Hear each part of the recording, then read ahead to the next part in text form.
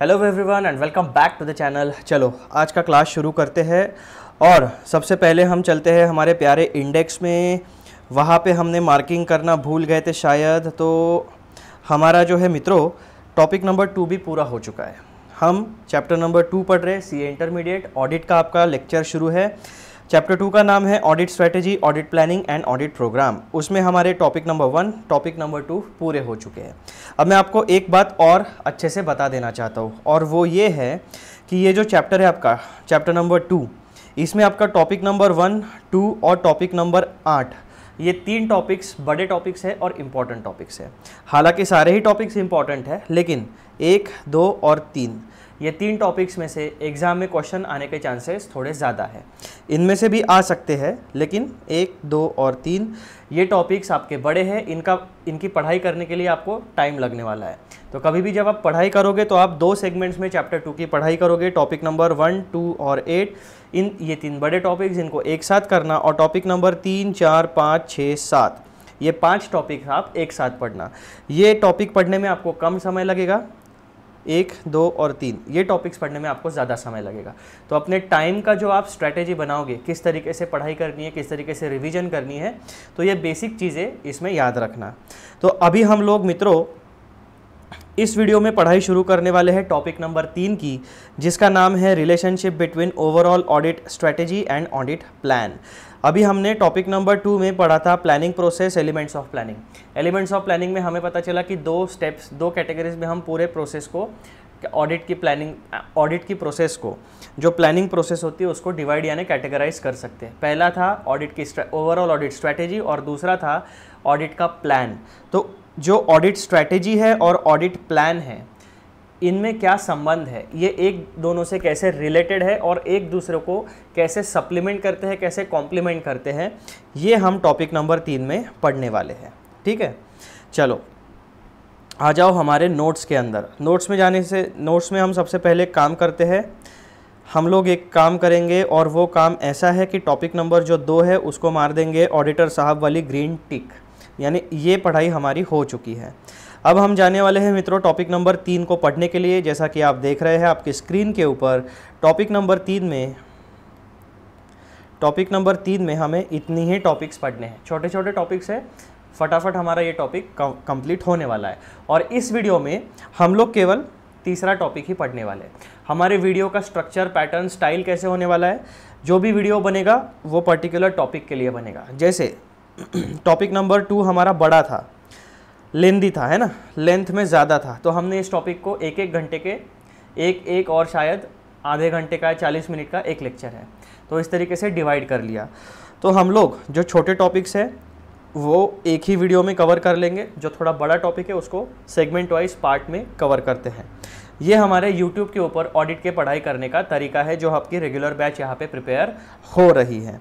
अब आ जाओ मित्रों, फाइनली जो बेसिक चीज़ें थी मैंने आपको बता दी, क्योंकि क्या होता है कि बहुत सारे लोग, कुछ रिपीट व्यूअर्स है, यानी कुछ जो आप रेगुलर चैनल देखते हो ऐसे व्यूअर्स है, और कुछ व्यूअर्स हमारे नए होते हैं जिन्हें बेसिक बातें पता नहीं होती है। तो इसीलिए मुझे रिपीट बेसिस के ऊपर वीडियो में ये सारी चीज़ें बताना थोड़ा ज़रूरी हो जाता है। ये मेरा टेक्निकल पॉइंट है, आपके लिए ये इशू नहीं है। आप आगे चलकर यानी स्किप कर जो बेसिक चीज़ें होती है उसको स्किप करके प्रॉपर आप जहाँ से लेक्चर शुरू होता है वहाँ से देख सकते हैं।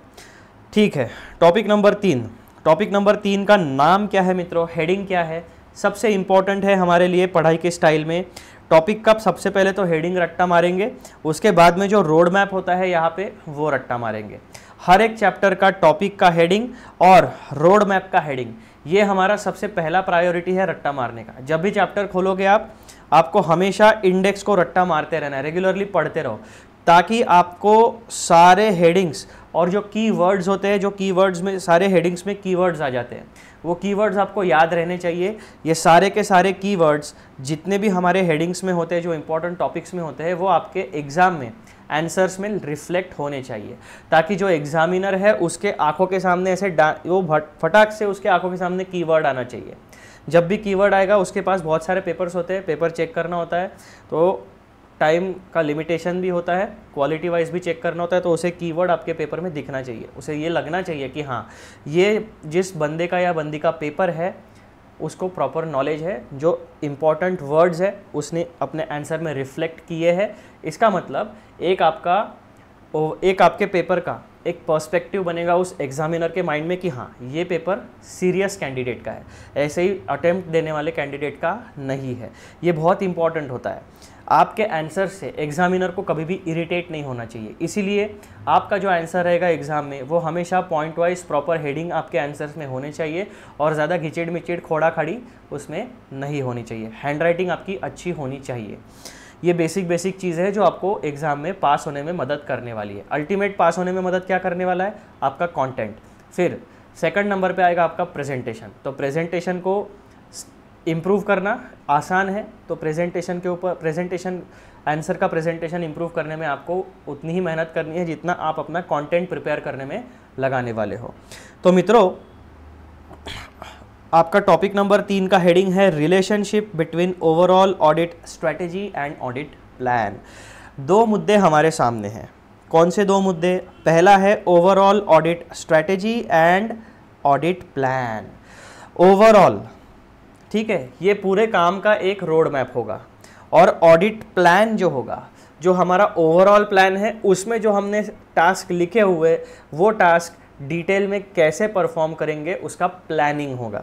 इसीलिए ओवरऑल ऑडिट स्ट्रेटेजी हमें पूरे काम का ओवरव्यू देती है और ऑडिट प्लान हमें स्पेसिफिकली बताता है कि कौन से सेगमेंट में क्या काम करना है, कितने समय में ख़त्म करना है, कौन से टीम मेंबर्स उस काम को पूरा करेंगे, वो टीम मेंबर्स कौन से ऑडिट एविडेंस को गैदर करेंगे और किस तरीके से मैनेजमेंट के साथ और उनके सीनियर एंगेजमेंट पार्टनर के साथ रिपोर्टिंग करेंगे, यानी मीटिंग्स करेंगे, इश्यूज़ को रिजॉल्व करेंगे। ये सारा का सारा गाइडेंस आपको ऑडिट प्लान में डिटेल में मिलेगा। ओवरऑल ऑडिट स्ट्रेटेजी क्या होती है? एक पूरे काम की समरी, और ऑडिट प्लान जो होता है उस समरी का डिटेल एक्सप्लेनेशन। ये बेसिक चीज़ आपको याद रखना है। अब ये ओवरऑल ऑडिट स्ट्रैटेजी और ऑडिट प्लान, इन दोनों के बीच में क्या रिलेशनशिप है, ये दोनों एक दूसरे से कैसे रिलेटेड है, एक दूसरे से कैसे जुड़े हुए हैं, एक दूसरे को किस तरीके से कॉम्प्लीमेंट करते हैं, ये वर्सेस वाला नहीं है, यानी audit strategy versus audit plan नहीं है, audit strategy and audit plan है। ठीक है, ये बात आप ध्यान रखना। इसमें सबसे पहले हम पढ़ने वाले हैं डेफिनेशन एंड डिस्टिंक्शन, दोनों की डेफिनेशन और इन दोनों में थोड़े बहुत क्या फ़र्क है। जैसे मैंने बोला कि ओवरऑल ऑडिट स्ट्रेटेजी आपका एक समरी है पूरे काम की, और ऑडिट प्लान यानी उस समरी का एक्सप्लेनेशन है। फिर टॉपिक नंबर 2 में हम पढ़ेंगे स्कोप, टाइमिंग एंड डायरेक्शन। इन दोनों का क्या गेम होता है ऑडिट स्ट्रेटेजी में और ऑडिट प्लान में। टॉपिक नंबर 3 में हम पढ़ेंगे development of audit plan. Strategy को बेस बना के हम लोग ऑडिट प्लान को किस तरीके से डेवलप करते हैं, ये यहाँ पे हमें पता चलेगा। Topic number 4 inter relation between strategy and plan. Strategy overall summary होती है, प्लान स्पेसिफिक एक्शन होता है। Topic number 5 table outlining the key aspects explaining relationship between the overall audit strategy and the audit plan. यानी topic number 1, 2, 3, 4 इन चारों points में हमने जो चीज़ें पढ़ी उसका एक कंप्लीट समरी आपको इस टेबल में मिलने वाली है। ये टेबल आपके इंस्टीट्यूट के स्टडी मटेरियल में नहीं है, ये मैंने अपने आप से प्रिपेयर किया है ताकि स्टूडेंट्स को हेल्प हो सके। उसके बाद पॉइंट नंबर 6 में सारे पॉइंट्स की समरी आपको मिलने वाली है। तो इस तरीके से मित्रों हमारा टॉपिक नंबर 3 है। एक बात हमारी रह गई है जो हम हमेशा फॉलो करते हैं, और वो ये है कि आपको इंडेक्स में पेज नंबर बताने के बाद टॉपिक नंबर 3 का पेज नंबर क्या है 2.15। हम जाते हैं हमारे इंस्टीट्यूट के स्टडी मटेरियल में पेज नंबर 2.15 के ऊपर।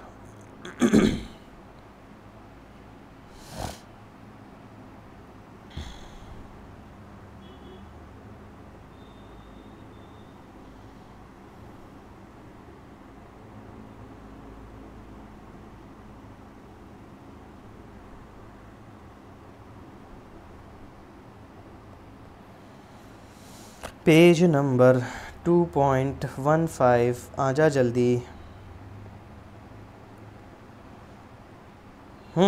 आ गए हम लोग। ये आ गया मित्रों आपका पेज नंबर 2.15, और यहाँ पे है आपका topic number 3 relationship between audit strategy and audit plan. हमारे इंस्टीट्यूट के स्टडी मटेरियल में केवल आपको कितने पैराग्राफ्स दिए हुए? 1, 2 और 3। ये 3 पैराग्राफ्स आपको इंस्टीट्यूट के स्टडी मटेरियल में मिलेंगे। इन 3 पैराग्राफ्स का स्टडी करने के बाद, एनालिसिस करने के बाद कौन से की पॉइंट्स हमें ध्यान में रखने हैं ताकि हमें ये टॉपिक अच्छे से समझ में आए, इन सारी बातों को ध्यान में रखते हुए हमने हमारे नोट्स को प्रिपेयर किया है। आ जाओ अब हम लोग चलते हैं डिटेल स्टडी में।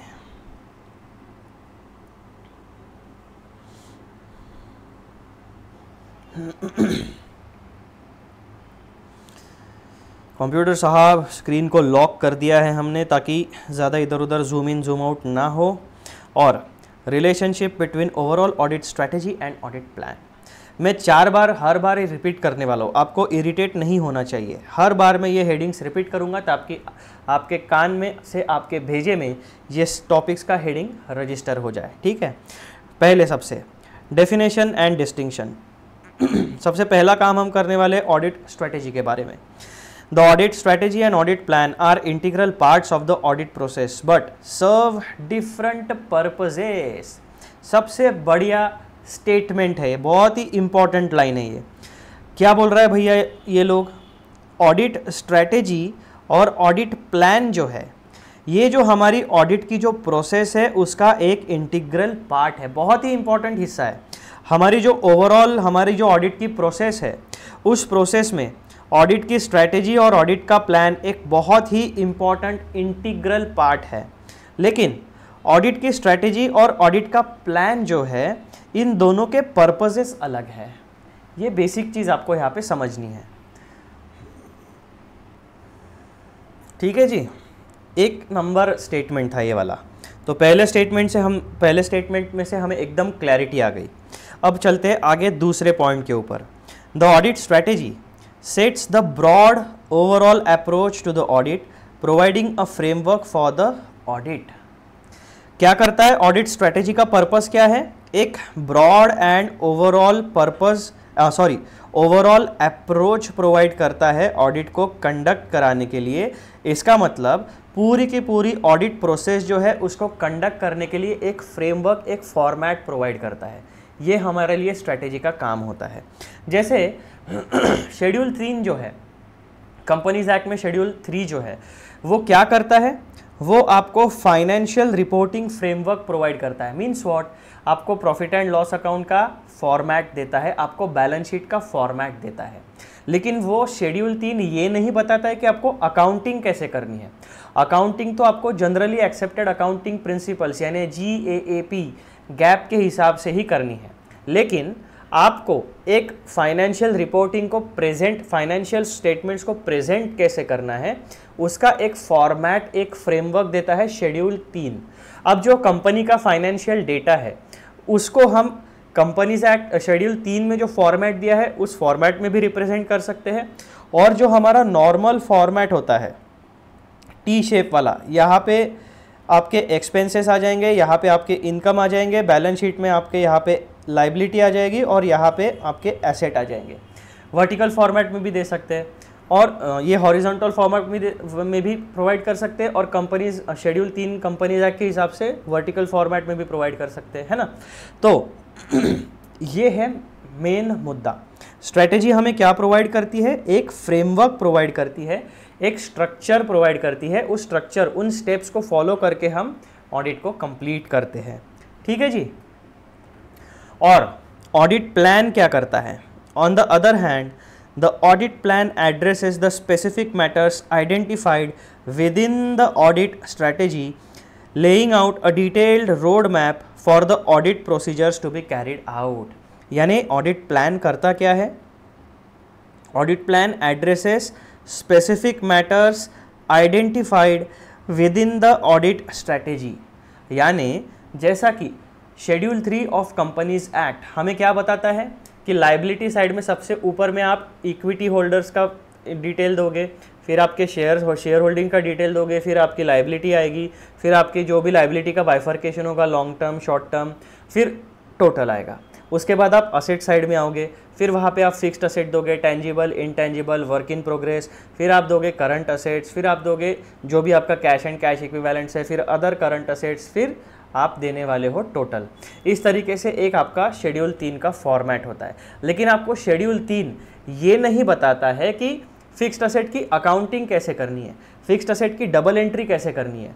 फिक्स्ड असेट की डबल एंट्री का अगर आपको नॉलेज चाहिए तो आपको जाना पड़ेगा अकाउंटेंसी में, है ना। सिमिलरली ये जो ऑडिट स्ट्रैटेजी है ये हमें ऑडिट की प्रोसेस कंडक्ट करने के लिए स्टेप्स बताएगा, फ्रेमवर्क प्रोवाइड करेगा। लेकिन उन स्टेप्स को एक्चुअल में एग्जीक्यूट कैसे करना है, उन स्टेप्स को एक्चुअल में परफॉर्म कैसे करना है, वो हमें ऑडिट का प्लान बताएगा। ये बेसिक चीज़ है और इन 3 पॉइंट्स में हमने ये बात समझ ली। डेफिनेशन एंड डिस्टिंक्शन दोनों के पर्पसेस अलग अलग है, ये हमें पता चल गया। पॉइंट नंबर 1 में हमें पता चला कि ऑडिट स्ट्रेटेजी, ऑडिट प्लान जो है वो इंटीग्रल पार्ट होते हैं ऑडिट प्रोसेस के और दोनों के पर्पसेस अलग अलग हैं। फिर पॉइंट नंबर 2 में हमें ऑडिट स्ट्रेटेजी का पर्पस पता चल गया और पॉइंट नंबर 3 में हमें ऑडिट प्लान का पर्पस पता चल गया। ठीक है, तो ये 3 पॉइंट्स आपके लिए बहुत इंपॉर्टेंट है। अब इन 3 पॉइंट्स को और अच्छे तरीके से समझने के लिए हम लोग पढ़ने वाले हैं 2 एग्जाम्पल्स। एक एग्जाम्पल मित्रों आपका रहने वाला है लार्ज मल्टीनेशनल कॉरपोरेशन का और दूसरा एग्जाम्पल हम देखेंगे स्मॉल मैन्युफैक्चरिंग कंपनी का। तो ये जो लार्ज मल्टीनेशनल कॉरपोरेशन है इसमें ऑडिट स्ट्रेटेजी का क्या काम रहेगा। For a large multinational corporation the audit strategy may focus on high risk areas such as foreign exchange transactions and inter company transfers given the complex nature of these transactions. तो जो multinational corporation होती है इसका मतलब क्या हुआ कि उस बिजनेस ऑर्गेनाइजेशन के, उस कॉरपोरेशन का बिजनेस एक देश से ज़्यादा देशों में है। यानी जैसे भारत की कोई कंपनी हम जैसे MNC कहेंगे तो वो भारत में भी काम करती है, बांग्लादेश में भी काम करती है, पाकिस्तान, अफ़गानिस्तान, श्रीलंका, ईस्टर्न साइड में जितने हमारे देश है और वेस्ट में या मिडल ईस्ट में या यूरोप या वेस्टर्न कंट्रीज़ या नॉर्थ अमेरिका, साउथ अमेरिका, ऐसे भारत को छोड़ के और जितने भी देश है, भारत के साथ साथ अलग अलग देशों में जो कंपनीज काम करती है उन्हें हम कहते हैं मल्टीनेशनल कॉरपोरेशंस। तो जो मल्टीनेशनल कॉरपोरेशंस होते हैं उनमें बहुत सारे कॉम्प्लेक्स फाइनेंशियल ट्रांजैक्शंस होते हैं। उनमें से एक कॉम्प्लेक्स फाइनेंशियल ट्रांजैक्शन होता है फॉरेन एक्सचेंज ट्रांजैक्शंस, यानी भारत की करेंसी रुपीज़ है, अमेरिका की करेंसी डॉलर है, UK की करेंसी पाउंड है, बाकी जितने भी मिडिल ईस्टर्न कंट्रीज़ है उनकी अलग अलग करेंसीज़ हैं, रशिया की रूबल है, चाइना की अलग है, Taiwan, Myanmar, Burma, Sri Lanka, Pakistan, Afghanistan, हर देश की करेंसी अलग अलग है। तो फॉरेन एक्सचेंज ट्रांजैक्शंस होते हैं तो फॉरेक्स के जो रेट्स होते हैं वो रेट्स के हिसाब से प्रॉपर सारे ट्रांजैक्शंस हमारे फाइनेंशियल स्टेटमेंट्स में डेली बेसिस पर प्रॉपरली रिफ्लेक्ट होते हैं या नहीं होते हैं, ये इंपॉर्टेंट चीज़ होती है। तो एक कॉम्प्लेक्स नेचर का ट्रांजैक्शन हो गया आपका फॉरेन एक्सचेंज ट्रांजैक्शन और दूसरा हो गया आपका इंटर कंपनी ट्रांसफ़र।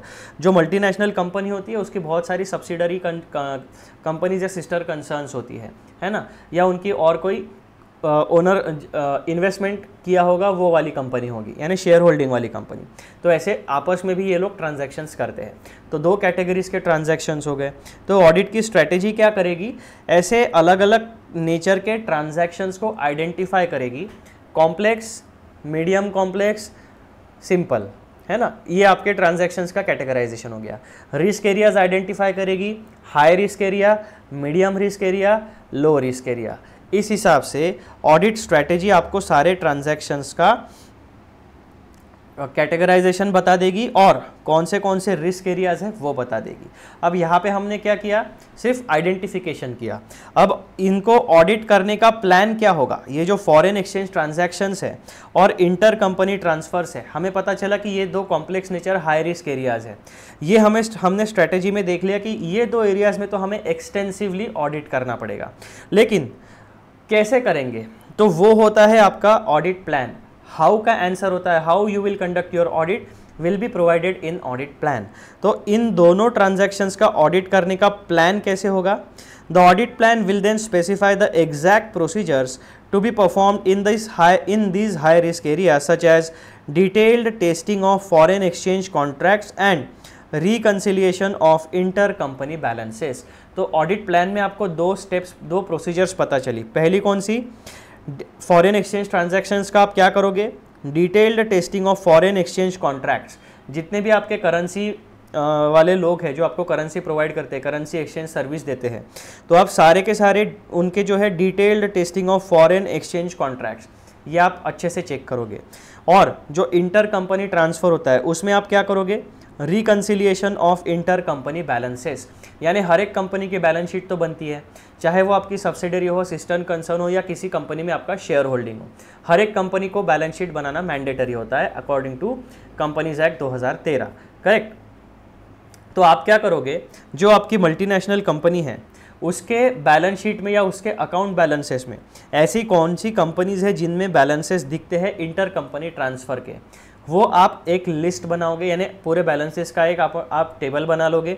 और आप क्या करोगे, फॉर एग्जांपल कोई कंपनी है XYZ ABC, तो आप क्या करोगे, अगर आपकी मल्टीनेशनल कॉरपोरेशन जो है उसमें XYZ कंपनी के आगे 10 लाख रुपए दिख रहे हैं, उसमें ABC कंपनी के आगे इंटर कंपनी ट्रांसफ़र में 50 लाख रुपए दिख रहे हैं, तो आप अपने कंपनी के बुक्स ऑफ अकाउंट्स भी चेक करोगे और उन दो कंपनीज के अकाउंट डिपार्टमेंट से उनका रिकॉर्ड भी बुलवाओगे, स्पेसिफिकली इंटर कंपनी ट्रांसफ़र के ट्रांजैक्शंस का, और आप चेक करोगे कि आपके बुक्स ऑफ अकाउंट्स में जो बैलेंस दिख रहा है वही बैलेंस उनके बुक्स ऑफ अकाउंट्स में भी दिखना चाहिए। क्यों?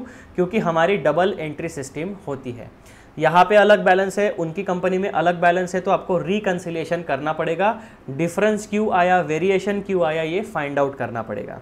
तो ऑडिट की स्ट्रेटेजी क्या करेगी आपके लिए, हाई रिस्क एरियाज़ को आइडेंटिफाई करा के देगी, और ऑडिट प्लान में आप डिसाइड करोगे जो हाई रिस्क एरिया आपने आइडेंटिफाई किए हैं उनका ऑडिट आप किस तरीके से करने वाले हो, बेसिकली ऑडिट प्रोसीजर का डिटेल्ड एलैबोरेशन। ठीक है मित्रों, ये हो गया आपका पहला एग्जाम्पल। अब हम बात करेंगे दूसरे एग्जाम्पल की, जो है आपका स्मॉल मैन्युफैक्चरिंग कंपनी का। स्मॉल मैन्युफैक्चरिंग कंपनी में ऑडिट स्ट्रैटेजी हम किस तरीके से बनाएंगे as a auditor. For small manufacturing company the audit strategy might prioritize inventory management and cost accounting due to significant impact these areas have on financial statements. अब एक जो auditor होता है ना, उसके पास एक प्रोफेशनल एक्सपीरियंस होना चाहिए, qualification, competent, skill plus industry experience, इन सब चीज़ों से मिलकर एक क्वालिफाइड ऑडिटर बनता है। तो जो ऑडिटर है, अभी यहाँ पे हमने दो एग्जांपल्स में दो सिनेरियोज देखे, पहला है लार्ज मल्टीनेशनल कॉरपोरेशन और दूसरा है small manufacturing company. Industry change हो गई, टाइप ऑफ बिजनेस चेंज हो गया, वॉल्यूम ऑफ बिजनेस चेंज हो गया। तो जो मल्टीनेशनल कॉरपोरेशन है वहाँ पे दो एरियाज ऐसे थे, foreign exchange transactions and inter company transfer, जिसका मेजर इम्पैक्ट फाइनेंशियल स्टेटमेंट्स में पड़ने वाला था, इसीलिए हमने उसे हाई रिस्क एरियाज कहा। जब हमारा सिनेरियो चेंज हो गया, स्मॉल मैन्युफैक्चरिंग कंपनी हो गया, तो इसमें फॉरेन एक्सचेंज ट्रांजैक्शंस नहीं होते और इंटर कंपनी ट्रांसफ़र भी नहीं होते, ये जनरली सिंगल यूनिट होता है, इसीलिए इसे स्मॉल मैन्युफैक्चरिंग कंपनी कहा गया है। तो यहाँ पे ये दो चीज़ें एप्लीकेबल नहीं है। यहाँ पे क्या हाई रिस्क एरिया होगा, यहाँ पे आपका स्मॉल मैन्युफैक्चरिंग कंपनी में inventory management and cost accounting, ये दो हाई रिस्क एरिया होंगे। और इसे कहा जाता है मित्रों, जो दो अलग अलग सिनेरियो है, इसे कहा जाता है प्रोफेशनल जजमेंट। जो आपका नॉलेज है, स्किल है, प्लस आपका जो प्रोफेशनल इंडस्ट्री एक्सपीरियंस है, इन सारी चीज़ों को क्लब करके आप देखोगे कि इंडस्ट्री किस तरीके की है, एंटिटी का बिजनेस किस तरीके का है, उसके बेसिस के ऊपर आप ये डिसाइड कर सकते हो कि उस पर्टिकुलर बिजनेस में, उस पर्टिकुलर सिनेरियो में हाई रिस्क एरिया कौन सा होता है। तो इस तरीके से हमने एग्जाम्पल 1 के हाई रिस्क एरिया, एग्जाम्पल 2 के high risk area audit strategy में आइडेंटिफाई किए। दूसरे एग्जाम्पल में हमारा हाई रिस्क एरिया है inventory management and cost accounting, due to significant impact of these areas have on financial statements. अब यहाँ पे इन्वेंट्री मैनेजमेंट और कॉस्ट अकाउंटिंग का ऑडिट कैसे करेंगे, उसका प्लान। The audit plan will detail specific steps such as physical inventory counts, observation procedures and verification of cost allocations, ensuring that the strategies focus on inventory and cost accounting is thoroughly addressed। अब inventory का सबसे एक one of the example है। Inventory को check करने के लिए और बहुत सारे स्टेप्स होते हैं, बहुत सारे प्रोसीजर्स होते हैं, मेथड्स होते हैं, उनमें से हमने यहाँ पर एग्जाम्पल के तौर पर आपको एक बताया है। ठीक है, आप इसके अलावा और भी कोई मेथड आपको ठीक लगती है एज अ प्रोफेशनल, तो आप उसे अप्लाई कर सकते हो। तो इन्वेंट्री मैनेजमेंट के लिए हमने क्या देखा, हम फिजिकल इन्वेंट्री काउंट कर सकते हैं, उनकी जो प्रोसीजर्स है उसको ऑब्जर्व कर सकते हैं। उसके बाद में जो जिस तरीके से, अब ये मैन्युफैक्चरिंग कंपनी है, तो मैन्युफैक्चरिंग कंपनी में हमेशा कॉस्ट शीट बनती है। क्यों बनती है? क्योंकि इनको कॉस्टिंग का डेटा बहुत इंपॉर्टेंट होता है किसी भी मैन्युफैक्चरिंग कंपनी के लिए। क्यों? क्योंकि जब एक प्रोडक्ट तैयार होता है तो वो तैयार करने के लिए हमें कितना कॉस्ट लगा, उसमें प्लस हम प्रॉफिट ऐड करेंगे और उसे मार्केट में ऑफर करेंगे। ये बेसिक प्रोसीजर होता है। तो जो कॉस्ट होता है वो कॉस्ट किसी भी मैन्युफैक्चरिंग कंपनी के लिए बहुत इंपॉर्टेंट होता है, क्योंकि प्रॉफिट मैक्सिमाइजेशन के मेजरली दो तरीके हैं। पहला, आपका जो प्रोडक्ट है उसका कॉस्ट कम से कम रखो। अगर आप कॉस्ट कम नहीं कर सकते तो फिर उसकी प्राइसिंग बढ़ाओ। करेक्ट? ये दो चीज़ें होती है। आपने प्राइस बढ़ाई तो हो सकता है कि आपकी मार्केट में प्रोडक्ट की डिमांड कम हो जाए, क्योंकि आपके प्रोडक्ट के जैसा और सिमिलर प्रोडक्ट अगर कम प्राइस में मिलता है तो कस्टमर वहाँ पे शिफ्ट हो जाएगा। और अगर आपने कॉस्ट कम रखी तो आपकी डिमांड बढ़ेगी। इसका मतलब क्या हुआ? आपको रॉ मटेरियल ज़्यादा खरीदना पड़ेगा, आपको ज़्यादा प्रोडक्ट्स बनाना पड़ेगा, तब जाके आप मार्केट में ज़्यादा प्रोडक्ट्स को सप्लाई कर पाओगे। तो जब भी आप प्रॉफिट को डिसाइड करते हो तो ये सारी चीज़ें आपके दिमाग में आती है। इसीलिए किसी भी मैन्युफैक्चरिंग कंपनी के लिए कॉस्टिंग का डेटा बहुत इंपॉर्टेंट होता है। तो इन्वेंट्री और कॉस्टिंग, इन दोनों के लिए हम कॉस्ट को कैसा देखेंगे हम लोग, कि जो भी खर्चा ये लोग करते हैं अपने मैन्युफैक्चरिंग यूनिट में एक प्रोडक्ट को प्रोड्यूस करने में, from starting point two the end point कितना खर्चा होता है, किस तरीके से ये डायरेक्ट कॉस्ट और इनडायरेक्ट कॉस्ट इन दोनों को असर्टन करते हैं और वहाँ पे लोड करते हैं उस प्रोडक्ट के ऊपर। तो ये सारी चीज़ें आप डिटेल में चेक करोगे। तो मित्रों, इस तरीके से हमने दो सिनेरियोस को ऑब्जर्व किया। ठीक है जी। तो यहाँ पर मैं अभी ये होप करता हूँ कि आपको ये डेफिनेशन एंड डिस्टिंक्शन क्लियर हो गया। ये 3 पॉइंट इंपॉर्टेंट है। इन 3 पॉइंट्स को समझाने के लिए हमने ये दो सिनेरियोस को देखा कि स्ट्रैटेजी में हम क्या नोट डाउन करते हैं और ऑडिट प्लान में हम क्या नोट डाउन करते हैं। ठीक है, चलो आगे बढ़ते हैं। अब दूसरा पॉइंट हमें देखना है कि स्कोप, टाइमिंग एंड डायरेक्शन, इसका क्या इंपॉर्टेंस होता है ऑडिट स्ट्रैटेजी में और ऑडिट प्लान में। तो audit strategy determines the scope, that means what areas will be covered under audit. Then timing, that means when audit activities will occur, यानी कब आप ऑडिट की एक्टिविटीज को कंडक्ट करोगे। And number 3, direction, the overall focus of the audit. तो जो audit की strategy है उसमें 3 बातें आपको ध्यान में रखनी है। ऑडिट की स्ट्रैटेजी में 3 बातें कौन सी? स्कोप आएगा, टाइमिंग आएगा और डायरेक्शन आएगा। ये 3 बातें ऑडिट की स्ट्रैटेजी में आने वाली हैं। It outlines the broad parameters within which the audit will be conducted. ठीक है। Conversely, the audit plan specifies how the strategy will be implemented. यहाँ पे आपको ब्रॉड पैरामीटर्स बताए जाएंगे ऑडिट स्ट्रैटेजी में, और ऑडिट प्लान जो है, इस ऑडिट प्लान में इन ब्रॉड पैरामीटर्स को आप इम्प्लीमेंट कैसे करोगे वो बताया जाएगा। Conversely, the audit plan specifies how the strategy will be implemented, detailing the nature, that means types of procedures, then timing, that means scheduling of procedures, and extent, that means the depth and breadth of audit procedures to be performed by the engagement team members। तो मित्रों, इस तरीके से scope, timing and direction आपका इस audit strategy and audit plan में cover होता है। एक बार मैं रिपीट करता हूँ, जो ऑडिट की स्ट्रैटेजी है उसमें 3 चीज़ें, स्कोप, टाइमिंग एंड डायरेक्शन। जो ऑडिट का प्लान है उसमें 3 चीज़ें, nature of procedures, timing of procedures and extent of procedures, यानी कितना डिटेल में आप काम करने वाले हो, ये बातें इन सारे ऑडिट प्लान में इंक्लूड की जाती है। ठीक है। और यही चीज़ हमने यहाँ पे देखी, जो स्कोप, टाइमिंग एंड डायरेक्शन है वही हमने ऑडिट स्ट्रैटेजी किस तरीके से बनती है, प्लान, स्ट्रैटेजी, प्लान, 2 अलग अलग एग्जाम्पल्स को कवर करके हम लोगों ने समझने की कोशिश की। अभी ये पॉइंट जो है ना, इसमें बहुत ज़्यादा एक्सप्लेन करने जैसा कुछ नहीं है, लेकिन मैं आपसे एक रिक्वेस्ट करूँगा कि ये स्कोप, टाइमिंग एंड डायरेक्शन वाला जो पैराग्राफ है, ये वीडियो को पॉज करके आप एक बार अच्छे से पढ़ना, ताकि आपके दिमाग में एक कॉन्सेप्चुअल क्लैरिटी रहे। फिर पॉइंट नंबर 3 देखो, development of audit plan. Once the overall audit strategy has been established, the next step is to develop an audit plan. पहले ऑडिट की स्ट्रैटेजी बनेगी, फिर ऑडिट का प्लान बनेगा, और ये 2 चीज़ें जो है ना साइमल्टेनियसली रियल लाइफ में साइमल्टेनियसली चलती है, यानी स्ट्रैटेजी एंड प्लान दोनों साथ साथ बनते रहते हैं। The audit plan is designed to address the various matters identified in the audit strategy, ensuring that the audit objectives are achieved through the efficient use of auditors' resources. This involves detailed planning for the execution of specific audit procedures. तो audit plan किस तरीके से बनता है? पहले जो strategy है, पहले तो हम strategy में overall सारे क्या क्या हमें काम करना है, scope of audit हम decide कर लेते हैं.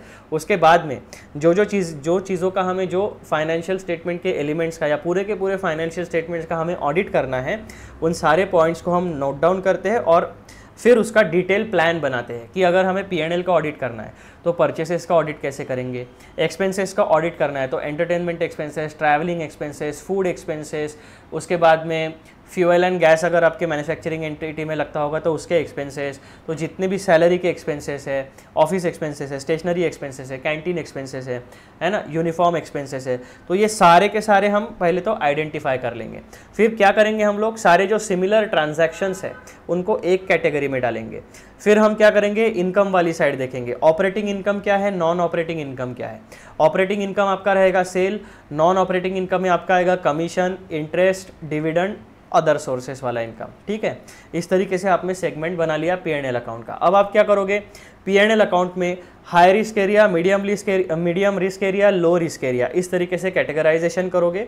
हाई रिस्क एरिया में डिटेल में काम करोगे, मीडियम रिस्क एरिया में ठीक ठाक काम करोगे, लो रिस्क एरिया में सैम्पलिंग बेसिस के ऊपर टेस्ट चेक करके आप अपना ओपिनियन बना लोगे. सिमिलरली हम बैलेंस शीट का जब ऑडिट शुरू करेंगे तब हम क्या देखेंगे, लाइबिलिटीज़ में हमें क्या क्या दिख रहा है, असेट साइड में हमें क्या क्या चीज़ें दिख रही है. लाइबिलिटी में इक्विटी शेयर होल्डर का क्या क्या पैटर्न है, यानी कैपिटल किस तरीके का है वो देखेंगे. उसके बाद में हम देखेंगे लॉन्ग टर्म लाइबिलिटी कितनी है, शॉर्ट टर्म लाइबिलिटी कितनी है, यानी करंट लाइबिलिटीज़ कितनी है. फिर हम देखेंगे एसेट साइड. एसेट में हम क्लासिफिकेशन देखेंगे, fixed asset, tangible asset, intangible asset, उसके बाद में करंट एसेट्स है ना. तो करंट एसेट्स में जो भी आपके डेटर्स है, जो भी आपके कैश एंड बैंक बैलेंसेस है, जो भी एडवांसेस है, ये सारी चीज़ें आएगी. फिर हम देखेंगे कि जो डेटर्स और क्रेडिटर्स है उनका एजिंग एनालिसिस हम निकाल सकते हैं, यानी कौन से क्रेडिटर का पैसा कितने दिनों तक हमें पेंडिंग रखना है, कौन से डेटर का पैसा कितने दिनों तक पेंडिंग है, कौन बैड डेट्स हो गया. तो ये सारे ओवरऑल सिनारियो में अगर हमें कुछ नुकसान हो सकता है जो क्रेडिटर या डेटर में होगा तो हम क्या करेंगे, उनके लिए प्रोविज़न बना के रखेंगे. फिर प्रोविज़न उन्होंने एस्टिमेशन अच्छे से किया है या नहीं किया है, पिछले साल कितने % प्रोविज़न किया था डाउटफुल डेट्स के, बैड डेट्स का, ये सारी चीज़ें आप स्ट्रैटेजी पहले बनाओगे, आइडेंटिफाई करोगे, फिर उसका डिटेल प्लान बनाओगे. ठीक है, तो इस तरीके से आपका ऑडिट प्लान बनने वाला है. फिर पॉइंट नंबर 4 देखो, inter relation between strategy and plan. The establishment of overall strategy and the development of the audit plan are not necessarily discrete और सिक्वेंशियल प्रोसेसेस. जो मैंने आपको बोला कि ये चीज़ें रियल लाइफ में साथ साथ चलती है. स्ट्रैटेजी भी प्रिपेयर होगी और स्ट्रैटेजी के साथ साथ प्लानिंग भी प्रिपेयर होते रहेगा, क्योंकि टाइम कम होता है हमारे पास रियल लाइफ में. तो हम पहले ऐसा नहीं करेंगे स्ट्रैटेजी बना लेते हैं फिर प्लान नहीं. स्ट्रैटेजी बन गई, साथ ही साथ जो आपके टीम मेंबर्स हो गए उसका प्लानिंग भी शुरू कर देंगे कि इसको किस तरीके से इसका काम किस तरीके से ख़त्म करना है. These are closely interrelated and iterative, that means repetitive. Changes in the audit strategy can necessitate changes in audit plan. अगर strategy में कुछ change होते हैं तो automatically audit plan में भी changes reflect होंगे. And insights gained during the detailed planning of audit procedures may lead to adjustment in the overall audit strategy. अब हम क्या करते हैं कि हमारे पास्ट एक्सपीरियंस के बेसिस के ऊपर और उस इंडस्ट्री के नॉलेज के बेसिस के ऊपर हम एक ऑडिट स्ट्रैटेजी बनाते हैं.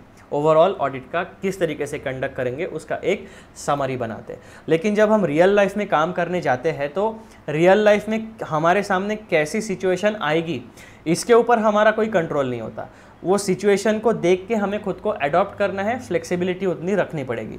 तो कभी कभी क्या होगा, ऑडिट स्ट्रैटेजी में चेंज होगा तो स्ट्रैटेजी का चेंज आपके प्लानिंग में भी रिफ्लेक्ट होगा. और जब आप काम करते हो फिर आपको पता चला कि यार जो एसेट हैंडल करता है इनके, जो जिसके पास एसेट का डेटा है, जो एम्प्लॉय इन्होंने एसेट अकाउंटिंग के लिए रखा है, वो तो 3 दिन की छुट्टी पर गया. अब क्या हो गया, आपके टाइमिंग में एसेट का वो पर्टिकुलर 3 दिन में काम नहीं होने वाला है. तो आप क्या करोगे, आपकी जो स्ट्रैटेजी है वो स्ट्रैटेजी में चेंज करोगे. ऑडिट एसेट का ऑडिट जो है आप बाद में करोगे, बाकी जो एम्प्लॉयज़ अवेलेबल है, जो रिकॉर्ड अवेलेबल है, उसका काम आप पहले कर लोगे. तो इसमें स्ट्रैटेजी में भी रिजिडिटी नहीं होती. रियल लाइफ में हम जिस तरीके से काम करते हैं उन सिचुएशंस के हिसाब से हमारा ऑडिट प्लान और ऑडिट स्ट्रैटेजी दोनों फ्लेक्सिबल है, दोनों में चेंजेस करने की जगह होती है. फिर आगे क्या होता है हमारा, this interdependence ensures that both the strategy and the plan remain aligned and responsive to the evolving understanding of the audit environment. तो मित्रों ये इस तरीके का इंटर रिलेशन आपको ऑडिट प्लान और ऑडिट स्ट्रैटेजी में यहाँ पे मिलता है। अब जितनी भी मेन बातें थी वो हमारी इन 4 पॉइंट्स में यहाँ पे कवर हो गई है regarding relationship between overall audit strategy and audit plan. अब हमारे सामने जो टेबल आने वाला है उसमें हम पूरे के पूरे 4 पॉइंट्स का एक बढ़िया वाला रिवीजन करेंगे। टेबल आउटलाइनिंग की aspects explaining relationship between the overall audit strategy and the audit plan. सबसे पहले पर्पस क्या होता है, स्ट्रैटेजी का पर्पस क्या है, sets the broad overall approach of the audit. उसके बाद ऑडिट प्लान का पर्पस क्या होता है, addresses various matters identified in overall audit strategy, यानी जो ओवरऑल अप्रोच हमने यहाँ पे बनाया है उसको एक्चुअल में इम्प्लीमेंट कैसे करेंगे, एग्जीक्यूट कैसे करेंगे, वो ऑडिट का प्लान बताता है। फिर स्कोप, ओवरऑल ऑडिट स्ट्रैटेजी का स्कोप क्या कहता है, determines the scope timing and direction of the audit, यानी पूरे ऑडिट के काम की ये जो स्ट्रैटेजी है ना ये पूरे के पूरे ऑडिट में इम्पैक्ट करेगी, ठीक है, यानी पूरे के पूरे ऑडिट का scope timing and direction decide करती है। फिर ऑडिट प्लान का स्कोप क्या होता है, describes how the strategy will be implemented. अब देखो स्ट्रैटेजी में बहुत सारे रिस्क एरियाज हमने आइडेंटिफाई किए, जैसे ऊपर के 2 एग्जांपल्स हमने देखे, वहाँ पे foreign exchange transactions, inter company transfer, small manufacturing में इन्वेंट्री एंड कॉस्टिंग, इस तरीके से हमने आइडेंटिफाई किया। तो हमारे ऑडिट स्ट्रैटेजी में foreign exchange, inter company transfer, inventory management and costing, ये चारों चीज़ें इंक्लूड है। लेकिन ऑडिट प्लान जो है ये 4 सेगमेंट्स के लिए अलग अलग रहेगा। कॉस्टिंग, कॉस्ट अकाउंटिंग का प्लान अलग, कॉस्टिंग रिकॉर्ड्स का ऑडिट करने का प्लान अलग रहेगा, इन्वेंट्री का प्लान अलग रहेगा, फॉरेन एक्सचेंज ट्रांजैक्शंस का अलग प्लान रहेगा, ऑडिट कैसे करना है, उसके बाद में इंटर कंपनी ट्रांसफ़र का अलग रहेगा। तो जब भी जो स्कोप है आपका ऑडिट के प्लान का वो हमेशा एक स्पेसिफिक एरिया में टारगेट करेगा, ठीक है, और वो किस तरीके से इम्प्लीमेंट करना है। ओवरऑल ऑडिट स्ट्रैटेजी में जो चीज़ें आपने आइडेंटिफाई की है उनको इम्प्लीमेंट किस तरीके से करोगे, काम किस तरीके से करोगे, वो आपको ऑडिट का प्लान बताता है।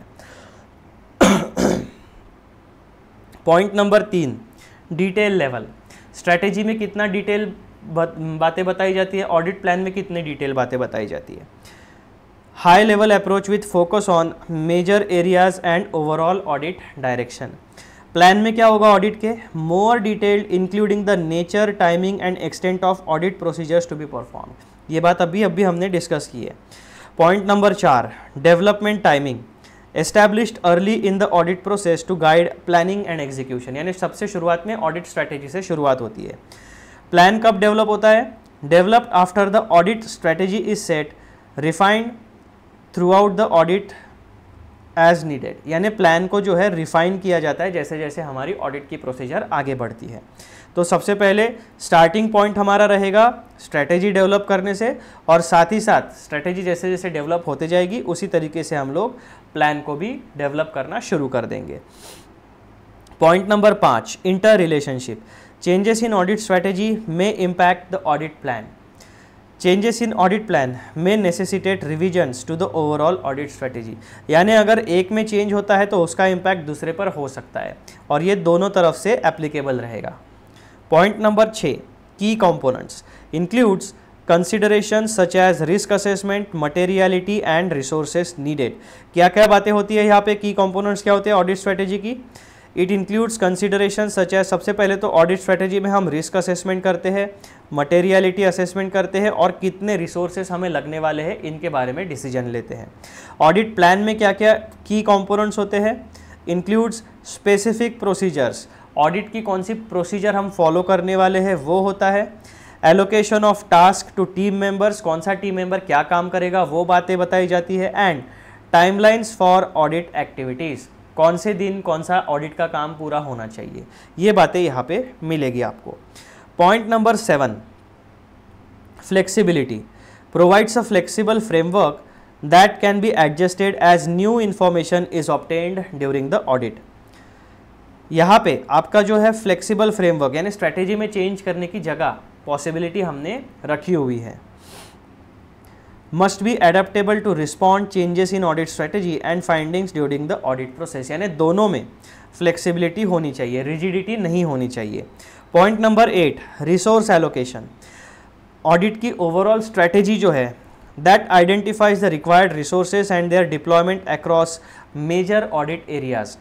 ऑडिट का जो प्लान है उसमें रिसोर्स एलोकेशन किस तरीके से होता है, details the specific allocation of resources and time for each procedure and task. जैसे दो एग्जाम्पल में हमने 4 बातें देखी, inter company transfer, foreign exchange transactions, उसके बाद में इन्वेंट्री मैनेजमेंट और कॉस्ट अकाउंटिंग। ठीक है, तो ऑडिट स्ट्रेटेजी क्या बताएगी, इन चारों सेगमेंट में काम कंप्लीट करने के लिए हमें कौन से रिसोर्सेस लगने वाले।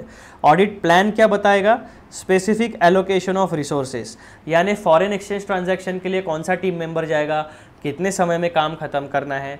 इन्वेंट्री मैनेजमेंट के लिए कौन सा टीम मेंबर जाएगा, कितने समय में काम खत्म करना है। सिमिलरली कॉस्ट अकाउंटिंग कौन कंप्लीट करेगा, कितने समय में कंप्लीट करना है। एंड इंटर कंपनी ट्रांसफ़र है ना, इन्वेंट्री मैनेजमेंट। तो ये 4 चीज़ें हमारी फिक्स है। तो इस तरीके से रिसोर्स एलोकेशन के बारे में, स्ट्रैटेजी में आपको ओवरऑल रिसोर्सेज के बारे में पता चलेगा, ऑडिट प्लान में स्पेसिफिक जो हम टास्क परफॉर्म करेंगे उस स्पेसिफिक टास्क में कितने रिसोर्सेज लगेंगे वो डिटेल्ड प्लान होगा। फिर point number 9, objective. ensures the audit is conducted efficiently and effectively addressing key areas of concern. Ensures the audit is conducted efficiently and effectively addressing key areas of concern, यानी audit की strategy जो होती है उसका purpose क्या होता है कि ऑडिट हमारा एफिशिएंटली एंड इफेक्टिवली कंडक्ट होना चाहिए और सारे जो की एरिया ऑफ कंसर्न है उसे हमें कवर करना है। प्लान में क्या होगा, प्लान का ऑब्जेक्टिव क्या होता है, ensures the audit procedures are carried out in accordance with strategy to achieve audit objectives। जो भी ऑब्जेक्टिव्स हमने स्ट्रैटेजी में सेट किए हैं यहाँ पर उन ऑडिट ऑब्जेक्टिव्स को अचीव करने का प्लान होगा। Point number 10, responsibility. Typically formulated by the engagement partner and senior audit team members, यानी यहाँ पर इंटर्न्स का काम नहीं रहेगा। स्ट्रैटेजी बनाने का काम हमेशा हायर लेवल मैनेजमेंट का होता है। Developed and executed by the engagement team guided by the overall strategy. यहाँ पे सीनियर मैनेजमेंट का इन्फ्लुएंस थोड़ा कम होता है, यहाँ पे मैनेजमेंट यहाँ पे आपके एंगेजमेंट टीम रहेगी और इंटर्न्स रहेंगे, यानी जितने भी आपके टीम मेंबर्स हैं वो लोग सादा ऑडिट का प्लान जो है आपका वो एग्जीक्यूट करा के देंगे। फिर point number 11, review and adjustment. Reviewed periodically to ensure it remains appropriate as the audit progresses। इसका मतलब क्या है कि ऑडिट स्ट्रैटेजी एक बार बन गई तो वही फाइनल है ऐसा नहीं है। जैसे जैसे आपका ऑडिट इवॉल्व होते जाएगा, समय आगे बढ़ते जाएगा, उस हिसाब से आपको ध्यान रखना है, आपकी ऑडिट स्ट्रैटेजी को भी मॉनिटर करते रहना है कि इसमें कोई चेंजेस की ज़रूरत है या नहीं है। तो दोनों में आपको ऑडिट की स्ट्रैटेजी में भी रिव्यू लगेगा और ऑडिट के प्लानिंग में भी आपको रिव्यू लगते रहेगा। अब एग्जाम्पल 1 देखो, रेगुलेटरी कंप्लायंसेस। स्ट्रैटेजी में क्या स्ट्रैटेजी कैसे बनेगी, strategy might identify regulatory compliance as critical focus area, यानी स्ट्रैटेजी में आपकी ये मेंशन होगा कि जो कंप्लायंसेस है वो एक क्रिटिकल फोकस एरिया है, हमारे ऑडिट में वो कवर होना चाहिए। ऑडिट का प्लान क्या कहेगा regarding regulatory compliances, plan includes specific procedures such as reviewing regulatory filings and testing key provisions. ठीक है, तो यहाँ पे जो हमने critical focus area regarding regulatory compliance को आइडेंटिफाई किया, प्लान बना के हम उसको प्रॉपरली चेक करेंगे। जैसा अगर हमारी प्राइवेट लिमिटेड कंपनी है तो हम क्या करेंगे, कंपनीज एक्ट में जितने भी साल भर के कंप्लायंसेस हैं वो क्रिटिकल फोकस एरिया हो गया।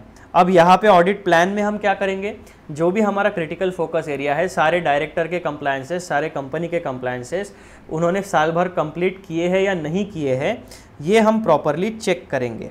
ठीक है, reviewing regulatory filings and testing key provisions. ठीक है मित्रों, फिर एग्जाम्पल 2 देखो, वैल्यूएशन ऑफ एसेट। अब जब आपको वैल्यूएशन ऑफ एसेट का वैल्यूएशन करना है तो आप स्ट्रैटेजी क्या बनाओगे, strategy might highlight the valuation of intangible assets at significant area. Physical inventory जो होती है, फिजिकल एसेट जो होता है, इन्वेंट्री नहीं, फिजिकल एसेट, उसका वैल्यूएशन करना आसान होता है। लेकिन जो इंटेंजिबल है, जिसे हम देख नहीं सकते, जिसका शेप हमें पता नहीं है, ऐसे जैसे कि गुडविल, ब्रांड वैल्यू, पेटेंट्स, ये सारे इंटेंजिबल एसेट हो गए। इनको आप देख नहीं सकते, फील नहीं कर सकते, टच नहीं कर सकते। तो ऐसी चीज़ों का वैल्यूएशन करना थोड़ा मुश्किल होता है।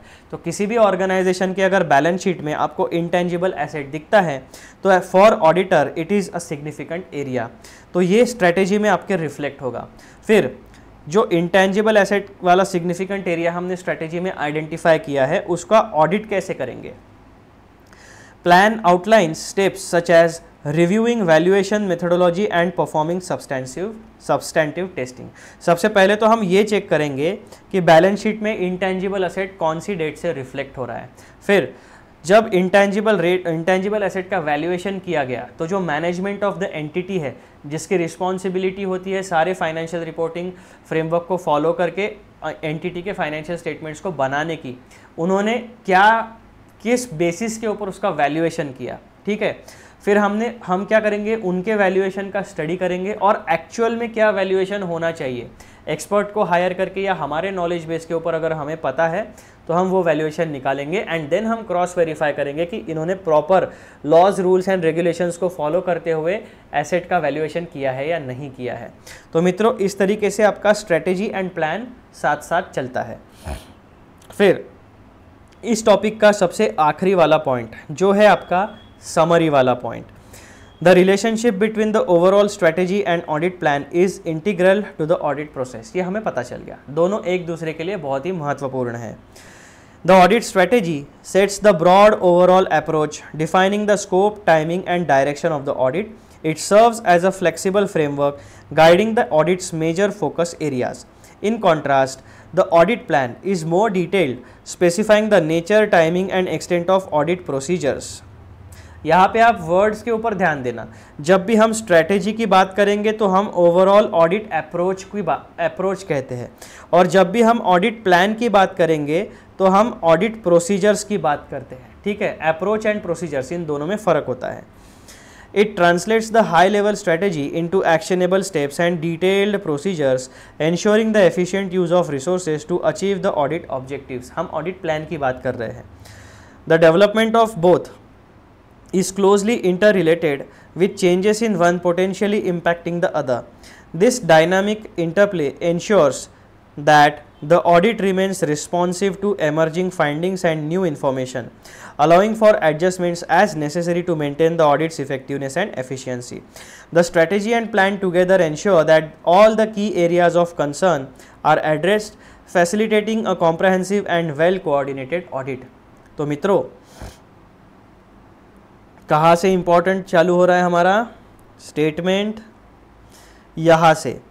This dynamic interplay ensures that the audit remains responsive to emerging findings and new information, allowing for adjustments as necessary to maintain the audit's effectiveness and efficiency.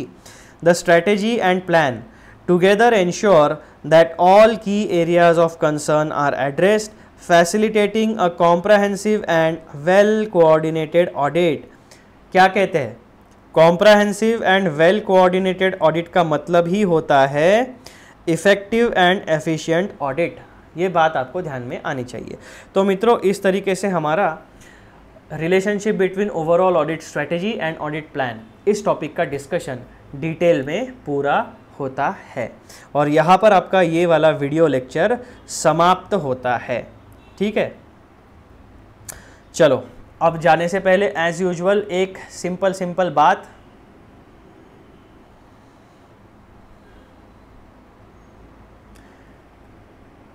मित्रों YouTube पर ये चैनल आप ढूंढिए, श्रीनिधि बोरीकर CA इंटरमीडिएट, इसको subscribe करिए, सारे bell notifications on करिए ताकि सारे वीडियो अपलोड के नोटिफिकेशंस आपको सही समय पर मिले, और वीडियोस को देखिए, लाइक करिए और शेयर करिए। चलिए अगले वीडियो में मिलते हैं अगले टॉपिक के साथ, लेकिन जाने से पहले हमें अपनी एक छोटी सी ड्यूटी पूरी कर लेनी है, और वो ड्यूटी होती है ऑडिटर साहब के जो टिक मार्क होते हैं उसकी। तो ऑडिटर साहब के लिए टिक मार्क्स बहुत इंपॉर्टेंट होते हैं, और इसीलिए हमने यहाँ पे ग्रीन टिक लगा दिया। टॉपिक नंबर 3 कंप्लीट हो गया।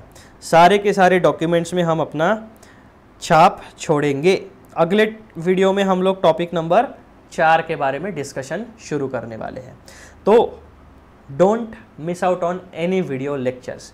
जितने भी वीडियो लेक्चर्स आपको फ्रीली यूट्यूब चैनल पर अवेलेबल है, उन सारे वीडियोस का सही तरीके से इस्तेमाल करिए, सही समय रहते पढ़ाई शुरू करिए, ताकि आप सितंबर या जनवरी जब भी आप एग्ज़ाम देने वाले हो वो अटेम्प्ट में आपका ऑडिट का पेपर एटलीस्ट क्लियर हो जाए।